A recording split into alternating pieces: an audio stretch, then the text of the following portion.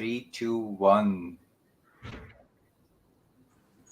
Hello and welcome back to Water Player Concussion Sub Series. We are in the middle of Cricket World Cup. October 14th, big day for Purul Modi, who probably didn't sleep for like a week before he went to the game. He went to watch the India Pakistan with 100,000 other crowd. But let's first welcome the panel. Revati from London, Sanjay from London, Aditya, Anil, and Purval Modi, who are fresh off Ahmedabad Stadium. So we will cover the match review about what happened, which all of you know that India won the match by 7 wickets. The Probably the only single-sided ever India-Pakistan World Cup match I've seen. That's how I felt. But before that, let's get some reactions from Purval and Anil. How was the experience? Walk us through for people who have not been in the ground as to how big of occasion it was there. Okay, so if I have to start with, the entire metro was packed, and there were multiple metros that were going towards the stadium. Once you reach, you get the feel, okay, it's going to be crowded and all. But surprisingly, the entry into the ground was very pretty smooth. They had multiple check-in points, and you didn't even have to stand in a queue as such. So it was well organized that way. And once you clear the queue, checking point, you realize that how big the stadium is. And once you enter, then you see all 100,000 people shouting with you, cheering for the team India. So it was very surreal experience. Purval was in a best view possible, so he can share more views from his end. So basically, my and Aditya journey started from the metro, and at metro station where we were taking the tickets, there were Vande Mataram and Bharat Mata Ki Jai. There were n number of slogans, and one of them I even tweeted, I even posted. It was that til lagao dabar ka, naam mitao babar ka. So that was hilarious, and people made so many slogans, and whole metro was been shouted with Vande Mataram, Bharat Mata Ki Jai, and everybody was pumped up. The intensity was still, I did not realize the intensity, but when I got down to the stadium, the metro station of stadium, and I had a top view for the people who were entering the stadium, it was looking like mosquitoes are there. Everybody is wearing blue color, and it's a sea of blue moving, and it's a top view, and it was ke itne sare machhar hai yaar, so many people, how we are going to enter the stadium. And people were so pumped up. We were in one of the best views I can ever get into. I have watched many matches, but this was the best view. And the atmosphere on the ground was I cannot compare. I do not have any words for it. It was just an experience which could be felt. And heads off to the experience and the momentum and the tempo which was there in the stadium. Somehow I feel that even before the toss, the people who were cheering and shouting for India, Pakistan had lost the match there itself only. They were very probably in whole of my stand I only saw one Pakistani fan who was wearing green, and probably he never uttered a word, and he basically left probably after the toss, what I understand. So I've seen all these matches from on TV, and it always feels like, oh, there's gonna be butterflies, it's gonna be close, what's gonna happen? Maybe India can lose. But the minute you take a seat in the stadium, in this particular instance, you know that India is gonna win. You're not gonna have any butterfly, because there are 100,000 people that's gonna cheering for India and booing for Pakistan. The kind of pressure Pakistan was in, there's no way that they could have an upper hand. It looked nice when Babar and Rizwan were kind of batting well, but once the wicket starts falling, Pakistan had no hope. So the crowd pressure did add to it. With the game wise, it was pretty one-sided. We haven't come across an India-Pakistan match being this one-sided. Uh, uh, how well Indian bowl, there were only one wide. There were not a lot of extras. I mean, I remember Jadeja bowling no balls, right? And that's not happening. all your paces are. I mean, there could be a line and length difference, but the bowling was so on to the point. And Pakistan batting was so lackluster that I didn't even see a single shot which was aerial. So all shots were either driven or they were like the line and length was bad, so they just drove it around, some drives and here and there. But there was no aerial shot. They were not looking for a score of 350 or 370. They thought, okay, they're gonna chase. I mean, they're gonna accelerate later in the evening, but that didn't happen. And then the way Rohit Sharma batted, I mean, it looked so simple. Um, he makes those six hitting look so simple. You can understand Gale hitting with all this powerful and all, but Rohit Sharma just drives the ball around and it goes for six. So yeah, we have Awesome. Aditya also joining We us. also have And Aditya now joining. I can So literally feel Purval's energy from the airwaves, which is great. I also want to hear one more story, Purval. A day before the game, I think you and Aditya went to a restaurant where you saw Rahul Dravid and Rohit Sharma live. Can you repeat that story? Who were you supposed to pinch and why were you pinching? Can you please explain? So of course, there is a restaurant called Agasia in Ahmedabad. Basically, it serves authentic Gujarati food, and it is one of, it serves Gujarati thali basically, and it is the most expensive Gujarati thali in Gujarat you can find. It costs somewhere around 2200, 2300 rupees for the whole meal, and they serve in the literally silver vessels. So Aditya came and said कि Purval, we have to go to this place. मैं बोला आदित्य यार पागल है क्या, 2200-2300 रुपया एक plate का कौन देगा यार, कोई नहीं जाता वहां पे, खाली टूरिस्ट आते हैं, जो फॉरेनर आते हैं वही जाते हैं यार वहां पे, क्या तेरे को गुजराती खाना खाना है, I will make you eat to good place. But somehow he had one of her friend who was visiting from Mumbai, and she insisted no, that we should go that there only. She wants to have, because we are tourists, right? Like I am a tourist. The friend Karishma is her name. Like she's also from Mumbai. She's also a tourist. So we are like, okay, it's once in a lifetime experience sort of thing for us. So then we went there. As soon as we went there was too many security people, right? Like we're like, okay, something's going on. Then we asked around, and they said Indian team was dining there. And we're like, oh wow, we can see the whole team. But when they came out, it was actually a management offsite, if I can call it that. Just Rohit, Dravid, and Vikram Rathod. So it's just like I don't think India has a bowling coach right now. So basically, that's like the main think tank, if you can call it that. So they probably want to discuss plans in peace, right?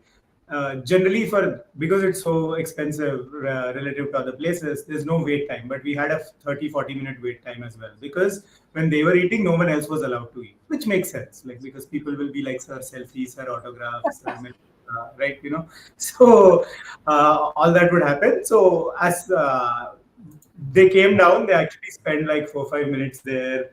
Rohit was actually inquiring about like the history and all. That place is very good, like highly recommended, 10 on 10. Super service, the food is amazing, very rich. So I would recommend go and eat there once, not every day, but once. One time experience. But essentially, Rohit was inquiring about like, hey, what's the history of it and all this. And then they were hanging around. Dravid got phone calls when we were there. He was always on the phone talking to someone. And then Vikram Rathod also hung around. And Dravid, and obviously people were more clamoring for Rohit. And one small 3-4-year-old girl, he was like, hey, I'm a fan. So he came, shook hand, took selfie, gave sign, and he was gracious enough but do Aditya, that's not the question Suman asked. Yeah. The question is, why was Purval wanted to pinch Rohit or Dravid rather than pinching himself? so basically, first of all, it was a fanboy moment, as I said, and I could not believe that, I was seeing Rahul Dravid and Rohit Sharma, so from almost so near. So I thought, to give just a reality check, I should, and Rohit just passed by me, and it was so foolish or stupid about me, and I said hi Rohit, and it just got recorded in that video, which I was taking, and he did not even bother to revert back, which is I understand. But I thought that I should pinch him so I can get a reality check, because there were so many bouncers and police guards around that if I go and pinch him, then they are going to come and thrash me, and it would be a reality check for me. So instead of pinching myself, I thought that I should go and gave a self-realization and pinched Rohit. Maybe if Purval pinched him hard enough, Rohit would have gotten a niggle and sat out of the match. You never know. With all the niggles which keep going around in the Indian team. But yeah, jokes aside, I'll say one comment on the match atmosphere. Pakistan had both their matches in Hyderabad before this, and it was what do you say, like neutral venue. And actually, Pakistan had good support in Hyderabad from neutral fans, like from Indians. So this was a big change for them, if I can say that, because literally there was pin drop silence when, let's say, a Pakistani four was hit. Maybe one, two people were clapping. Crowd was obviously full pro India, like all Indians. Pakistan fans also probably did not get visas in time. So there were a bunch of things. And then the hilarious part was for the second half of the match, I actually went down near the, towards the edge, like very close to the, what do you call, like the ground, right, in our stand. And I could hear the full force of the DJ because there's a big, speaker there. So the DJ was like full pro India. Like he was like, "Oh, हमने 7-0 कर दिया, 8-0 कब होगा? अरे Rohit boy का shot, बिल्कुल you can't stop." And he was giving full on, like, it felt like ideally in an ideal world the DJ needs to be neutral, but in this case he definitely was not. So I think that's what pinched Pakistan management and their coach, and he commented that this felt like a BCCI event rather than an ICC event. So, anyways, like he's not making reasons for the loss, but essentially it was like full pro India, everything shouting, and I think from the one of the songs which was played multiple times was Jai Shri Ram from Adi Purush also. Yeah. So like fine, like there's a fine line, but like whatever, right? and even there's a controversy which will erupt, I'm sure. When Mohammad Rizwan was walking back from the tunnel, a lot of fans were shouting Jai Shri Ram as well on. So anyways, like yeah. No, I think they may be just cheering because he batted really well. Yeah, And the people do appreciate his batting, and it's just like a wish, saying hi to them. Hey, Jai Shri Ram, you played well. I think so. Yeah, this obviously might bubble up. You never know. Like the Pakistan match cheering got bubbled up. Let's see if this one does. But yeah, like overall, 3 convincing wins. No bench, kuch mat karo. Win all the matches comprehensively, like Australia did in 2007. I've been saying that from before the tournament. India are favorites. India are playing like favorites. Bowling is really good. Just keep winning. Don't mess with isku rest karo. Don't mess with it. Just keep on going. 2 of these matches were like the tougher matches. Australia, Pakistan. We still haven't played Sri Lanka, Bangladesh, Netherlands. So those are all easier matches, right? So things looking good. Excellent. And It one is thing good to I- hear the ground experience because one I thing don't know about. Sorry, one go thing ahead. I would share, literally, like, when I somehow now relate, like, that how Jadeja used to feel when he used to go like, in the ground and get out and people cheering up. I was literally memorized when, like, Gill got out and Rohit Sharma came in. I had taken a small Kohli came in, and, like, people were so happy, so cheerful, like, that Gill, or like, Gill got out, and, like, they were cheering up, and, like, the atmosphere and, like, the welcome which Rohit Sharma got, Virat Kohli got in the ground was, like, fabulous. Like, I did not see, like, everybody shouting at their voice, and it literally gave me goosebumps. So that was one of the memorable moments of the match for me. That's awesome. That's awesome. And, Sanjay and me probably planned in our dreams to get there, but we are glad at least all 3 of you thoroughly enjoyed it. Revati, quiet watching from home for us. So, what do you make out of the match? Have you seen ever such one-sided from 155 for 2 to 191 all-out Pakistan? So, what do you make out of that performance? Is it Oh good my, bowling or bad batting? it's bad for the team who did not perform as well as one team, but being an Indian side winning by this big margin is a massive thing for us as a team, not only for the team but also for the fans. And yeah, because sitting at home you only get to see the visuals on TV, and then it just looked so real. And I think that started right from the toss with Ravi Shastri's witty comments and his energy, he boosting both the teams. And I think our bowlers did well right from the beginning, but there was a when Pakistan was 155 for two, there was a slight like a moment where I thought maybe they could score up to 260, 270 because yeah, that's a good score for that ground. But when they were all out for 191, it was a magical moment. I mean, it's just something that you have to give it to our bowlers and the fielding team. This is and also the captain for backing the bowlers, especially Siraj. You could see that conversation on screen going on between Rohit and Siraj, where he kept motivating him, and that I think that is got him the first wicket, and he's the one who took Babar Azam's wicket, and that was a much needed wicket for India. And again, Bumrah's bowling today was so fine. One thing that actually what I saw on TV, I know it's much more magical when you see live on the ground, was when he bowled off cutter. That was something that it's something that I've not seen in person, or I've never seen someone bowl like that. But that was like, okay, that was a great bowling. I think also because I was watching on and off the match, I think it's because he did see that Jadeja was a good grip on the ball. I think he sort of used the very same tactic, and I think that worked brilliantly for him.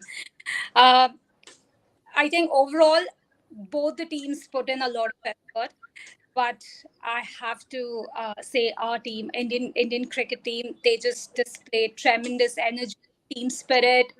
You have to give fans for boosting, bringing in positive energy in the stadium. So I think it was overall a very very fine and a good match, and I hope India keeps they continue winning all the other matches, and we go on to win the World Cup. Yeah, for sure. And Bumrah was 2 for 19 in 7 overs. And Kuldeep Yadav, don't forget Kuldeep Yadav, he Yeah, bowled 10 overs, 2 for 35. He was holding up the other end. So, which is pleasing to see because nobody gave him the chance. Everybody wanted Ashwin to play, that everybody wanted Jadeja to perform well. I was like, I think they should have taken as that was my first and that was my first thought when I saw the spot, and I'm like, oh, why have they dropped Ashwin? But I think that was it was a good decision. Is what I feel today. That yeah, it was a good I decision. think One thing Kuldeep I also Yadav. feel that maybe I don't know. I'm so sorry. I didn't want to cut you. Sure. It's just what I felt is they could have sent Hardik Pandya before Shreyas Iyer because he hasn't played, he hasn't batted in any of the matches. So I think sending him in the middle order would have given them a better, sort of a practice so that we've got more matches coming up. We've got bigger matches coming up now. So he's not batted in 3 matches now. So it would have been a good practice for him coming in the middle order. But that's just what I felt. But I don't think they should make any changes now. It was No, Yeah. regarding Ashwin, I don't think so. He would have replaced Kuldeep Yadav. He would have replaced Shardul Thakur. bad. I don't know where the analogy came from. Yeah, I don't know why Ashwin came there. Uh, no, just want to add one thing about Rohit's captaincy and the difference between what Rohit's captaincy and Babar Azam. Kuldeep Yadav, like Suman, you mentioned, he was holding up from one end. He bowled 10 overs on the trot. You don't have to rotate your bowlers if things are working fine. Bumrah, when he came from 4 overs, he bowled three overs continuously. If you look at Babar Azam, he was rotating. He wanted to use all his 6 bowlers. I don't know for what reason. There is no way the match was going for 50 overs. You had Shine Afridi. He bowled 2 overs and he was impactful. He took a wicket of Rohit Sharma, and then KL Rahul and Shreyas Iyer were also not being fluent enough against him. He changed Shine Afridi. He got Rauf, Hassan Ali, and he got a spinner, Mohammad Nawaz from another end. I don't know why. So that's the difference between the both captaincy you could see, and that's the reason all the 5 bowlers in Indian team took couple of wickets. And yeah, the live up to expectation. Just one small thing. After we needed just 30 odd runs, the entire Indian audience, almost my stand view, they lost interest. There was a separate competition going on of flying paper planes, and I think 10 of them actually landed on the field, and the police have to come and ask them to stop, not to do that. So that's how one-sided the competition it was, how boring it became at the end of the play. Yeah. Awesome. Let's bring in English supporter who's wearing an English 1992 jersey, Fakhr Zaman, aka Sanjay Dubey. So what do you make out of this game? It's pretty boring, pretty one-sided. But obviously, as an Indian fan, you want to continue the 7-0 to 8-0. So well done to Team India. I think well done to BCCI as well to start with organizing such a big contest, pretty much one-sided. And as Anil mentioned, looks like the fan experience was good, smooth coming into the stadium, going out. And the biggest thing they did was to release the tickets. So the likes of Purval and a lot of the other guys have managed to eventually get tickets. If they had done it 3 months ago, I think maybe some of the people living outside would have also managed to come to Ahmedabad. But overall, I think Pakistan would regret this as a missed opportunity. 155 for two. If you put on 140, 50 more runs, I think this would have been a proper contest, and people would have got their money's worth as well. In a sense, yes, you want an India win, but you also want a memorable game like the 2022 T20 World Cup match that probably people remember after 40 years maybe. But this was such a one-sided match. 63 overs is what 72 overs. One third of the game wasn't even played. So India's bowlers did the job. Pakistan 36 for 8. I think there are collapses, and this is probably the mother of all collapse you'll see. It's not up front, it's after when the batters have settled in well, not kicking on to go on and make a big score. And I didn't feel that they were playing as Anil mentioned, they were not trying to hit the ball out of the park, etc. They just lost a lot of wickets in the middle. So great bowling, I would say. Absolutely. And what is surprising to see from Pakistan point of view was the ability to hit over the circle. I think in the power play, like Anil mentioned too, I know they were playing cruising ground shots, but nobody showed like an intent to go after the bowling. Like Rohit Sharma knew that, at least he had the experience of first innings that after power play, probably ball is becoming soft or there is no bounce. So he went and cleared the fence, six sixes in his innings. I think that was a big gap which I saw. And from Revati, your point about Mohammad Rizwan and Bumrah, I think that was ball of the tournament so far, at least. I Yeah. don't think we could blame I Rizwan for getting out on that. seen that was I think that was one turning point, and then I think he timed it very correct, and that was a very fine bowling. So I think I hope we continue to see more such bowlings, not only from Indian bowlers but bowlers from across all the other teams. Yeah, and Vinay, lower middle order already got tested with Australia, so I feel comfortable. I think the batting is sorted. Our bowlers need to be tested. If we play a game against South Africa, who's probably or arguably the best batting team in the tournament, I think we will be set for the knockouts. That's how I feel. I feel the big games are gone now. New Zealand is okay. I don't think New Zealand will give us a threat, but South Africa is a big threat. So I don't know, Anil, what do you think about India bowling versus India middle order? Um, Middle order, yeah. I mean, it's only Jadeja right now and a little bit of Pandya who hasn't really batted. I think rest everyone, five of those batsmen have batted well. So batting, I think, is sorted. Bowling, we haven't come across batsmen who can actually challenge. Like even Australia or Bangladesh, I mean, Afghanistan or Pakistan, nobody went really hard in the first 10 overs or 15 overs. You expect that to happen against South Africa, but from Decock, he's going to do that. So that's going to be the challenging part. With New Zealand, it's going to be more of trying to take their wickets, make them. They're not going to go hard, but again, that New Zealand's wickets are going to be really difficult to get. So these are the two challenges right now. And once I think we do that, and then yeah, rightly mentioned, we are sorted for knockouts. Yeah, So that's the and only open point. Yeah. from Pakistan point of view too, I don't think they are down and out. It was a bad game today, but I think they have four more or five more matches to go, and they still are in contention for semi-final. So clearly, India should not change the winning combination. But do you feel like Ashwin replacing Thakur and at some point Kishan coming back in? Revati, what do you think? Any team changes, Rick? You foresee? Having Ishan Kishan, especially because he's batsman, is a good thing. I think yes, Ashwin replacing Thakur could also be a good move because Ashwin is a much more experienced. Because somewhere experience also matters. So he's a slightly much more experienced bowler, and also depending on the pitch, uh, they can decide if they want to give it to Thakur or Ashwin. Uh, and then also they need to have a plan B in case there's an injury, because we've seen in case of Shubman Gill, he was down with dengue. So we don't want such hiccups to come in the way and then hinder us of making to the finals. I think for Pakistan, Suman, this is sort of a loss which could potentially derail their tournament. They've come back after record chase, and this is as bad a loss as you would get in a World Cup game, and let alone having that in India. They had such a big opportunity to try and test India's batters for the second half if they had put a decent total in. Their bowlers look. I mean, Shaheen Shah looks a shadow of himself. He looks terribly out of form to me. First ball Rohit's, flicking him over mid leg, and he's not got the same pace and the zip.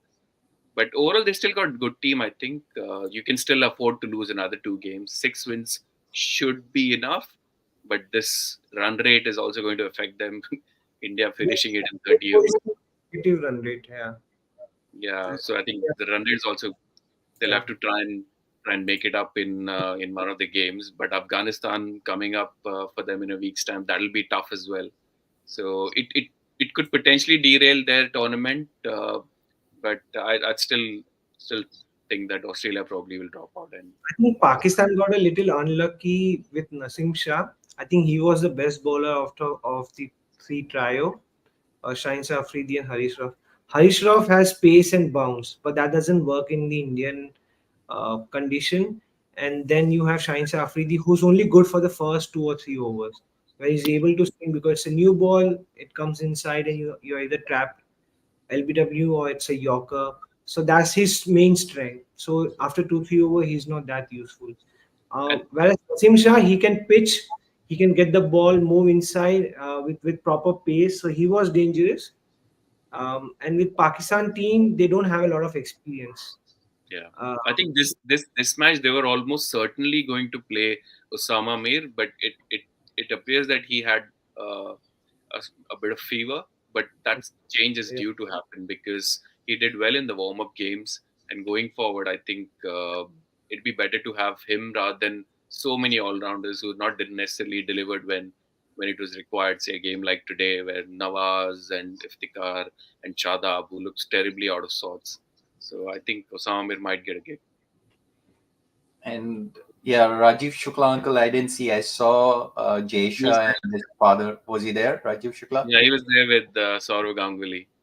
Awesome. He had a nice, I think, customized Indian jersey. I've not seen anyone wear, rather BCCI jersey, something like that. Yeah. Okay, that brings us to the table. And Revati, we were talking about it before we went on air. I mean, have you ever seen Australia languishing so bottom No. of the World Cup? No, It is ridiculous. Playing so bad. It's just, I mean, it's quite a surprise to see Australia perform this bad, considering they've always dominated almost all forms of cricket. So this is really this feels personal, to be honest. It's like I just want to be optimistic that they make a comeback. Yeah, so the one stat which I saw was I think in 1999 too. They had a bad start. They lost the first 2 games, and we know who the winner was. But Yeah. I mean, 1999 team was like we're talking McGrath, the Gilchrist, Yeah. the Shane Warnes, the Bevins, the Lehmans, Hayden. I mean, here we've got Marsh who can't see the ball and can't catch the ball. You've got Zampa who can't swim in a swimming pool for night, and you have Josh Inglis who's That's coming for a World Cup, and he's apparently the keeper. And Pat Cummins should definitely be a UN ambassador instead of an Australia captain. He has no skills to be an Australia captain, unfortunately. I was about to say I'm happy Australia is there, but those words from Suman, I'm like, no, it's fine. Let them do well. It's unbelievable. But India is sitting pretty on the top of the table. I think Adi already made the comments, win all the league matches and get to the knockouts. Knockouts, anyway, is lottery. So I don't think the winning combination should be changed. But Adi, you are heading to Lucknow next, I understand. What do you think? Any changes you're expecting with the pitch there? No, we saw the Lucknow pitch, right? Like the new relayed one is pretty flat. South Africa scored like what 320 and odd. Australia crumbled, but that's a different story. But 320 odd was scored, so it was not as bad as like the India Australia in Chennai. But I would still be tempted to play Ashwin instead of Shardul. Having said to Australia, right, like nothing's lost. I still think they can make the semi-finals because they've lost to the two best teams so far. So that's how they draw, like how they've been handed the deck of the schedule, right? India, the pitch in Chennai turned a lot, so advantage to India, three spinners, and they crumbled. South Africa, it was a good day, is what I would tell to South Africa. Their ballers all clicked. Rarely South Africa, all ballers click. And for Australia's bad luck, all of them clicked on the same thing, right? Same day. But looking forward, I think India next is Bangladesh in Pune. That should be straightforward, fingers crossed. And then we play New Zealand in Dharamshala.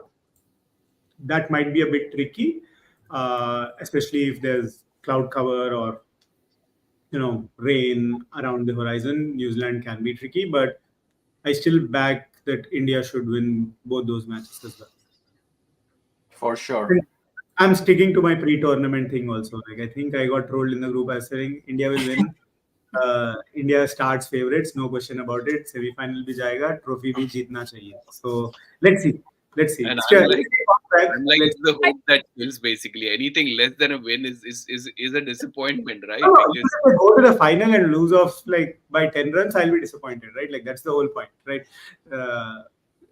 Winning all league matches, winning semi-final, go to final, and you lose it by even 5-10 runs also, I couldn't care. I'll be like, no, it's a failure, right? You have to win the trophy. That's the only end goal. In league stage, lose 2-3 matches. I don't care. November 19th, Rohit should be there with the trophy. That's all. That's all that matters. Nothing else matters. Right now, India is definitely on course for that. And I'm assuming you have finals tickets too, Aditya? Yeah. Finals and semi-finals of Kolkata. Sorry, semi-finals of Mumbai I have. Hopefully in the next sale I can secure Kolkata tickets as well, because there is a possibility India might finish 1 and Pakistan might finish 4. Then India's semi-final will be in Kolkata with Pakistan. So, okay. No. So now our followers know where to catch all the live action. Aditya, all the way from San Francisco to India. That's amazing, man. Amazing. Great to see. I'm glad Anil Modi hopefully gets some sleep, because I don't know if he slept for 2-3 days, or what was his energy level like. But Revati, thanks for making time. Sanjay Dubey, hard luck for Pakistan. Hopefully next game, you will see them winning.